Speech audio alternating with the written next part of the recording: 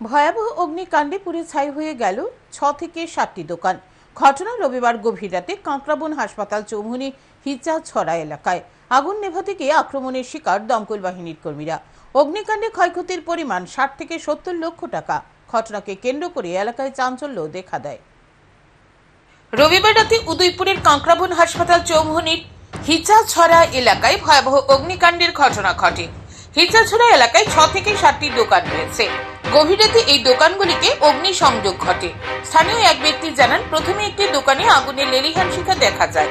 সাথে সাথে খবর দেওয়া হয় কাঁকড়াবন দমকল বাহিনীর কর্মীদের, কিন্তু কাঁকড়াবন দমকল বাহিনীর কর্মীরা দীর্ঘ প্রায় 1 ঘন্টা পর ঘটনাস্থলে পৌঁছায়।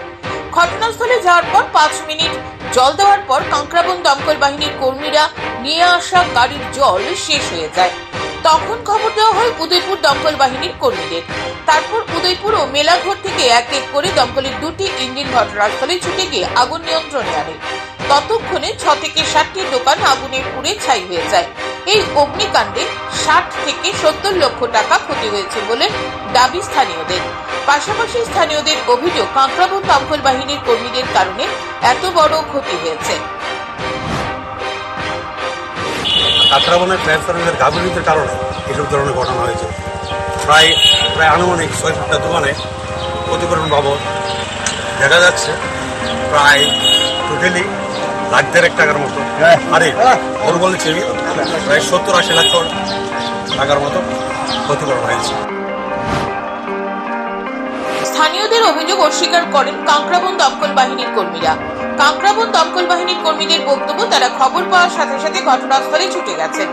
রাতের বেলায় রাস্তায় জ্যাম না থাকার কারণে ওনারা দ্রুত ঘটনাস্থলে পৌঁছাতে সক্ষম হয়েছেন। তারা যখন ঘটনাস্থলে গেছেন তখন সেখানে মাত্র 3 জন লোক ছিল। পরে ঘটনাস্থলে ছুটে আসে এলাকার লোকজন। ঘটনাস্থলে উপস্থিত হয়ে তাদের উপর হামলা চালায়। এমনকি ভাঙচুর করা হয় তাদের গাড়ি, ছিনিয়ে নেওয়া হয় তাদের গাড়ির চাবি। দমকল বাহিনীর কর্মীরা জানান, এই বিষয়ে তারা থানায় মামলা দায়ের করবে।